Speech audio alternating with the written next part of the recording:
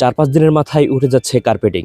মান্দায় কোটি টাকার সড়ক নির্মাণে অনিয়মের অভিযোগ।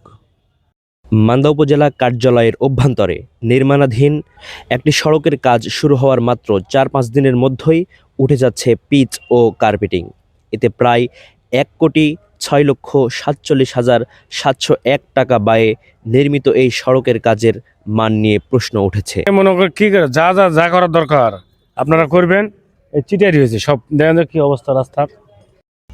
স্থানীয় সূত্রে জানা গেছে, সড়কটি নির্মাণে নির্ধারিত বাজেট থাকলেও কাজে নিম্নমানের সামগ্রী ব্যবহার করা হয়েছে বলে অভিযোগ উঠেছে।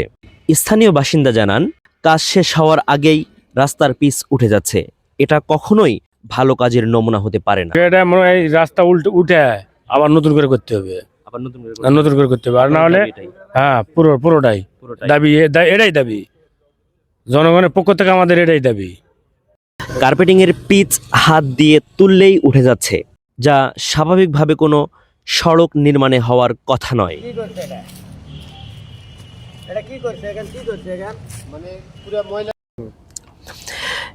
এ বিষয়ে স্থানীয় সরকার প্রকৌশল অধিদপ্তর উপজেলা প্রকৌশলী আবু সায়েদ জানান, ঠিকাদারি প্রতিষ্ঠানের সঙ্গে কথা বলা হয়েছে। দ্রুত সমস্যাগুলো চিহ্নিত করে সংস্কার করা হবে। কাজ সম্পূর্ণ ও মানসম্মত না হলে বিল দেওয়া হবে না। এখন দেখার বিষয়, কোটি টাকার সড়ক নির্মাণের অনিয়মের অভিযোগে কর্তৃপক্ষ কী পদক্ষেপ নেয়। আব্দুস সাকিম, নওগাঁ ভয়েস, মান্দা।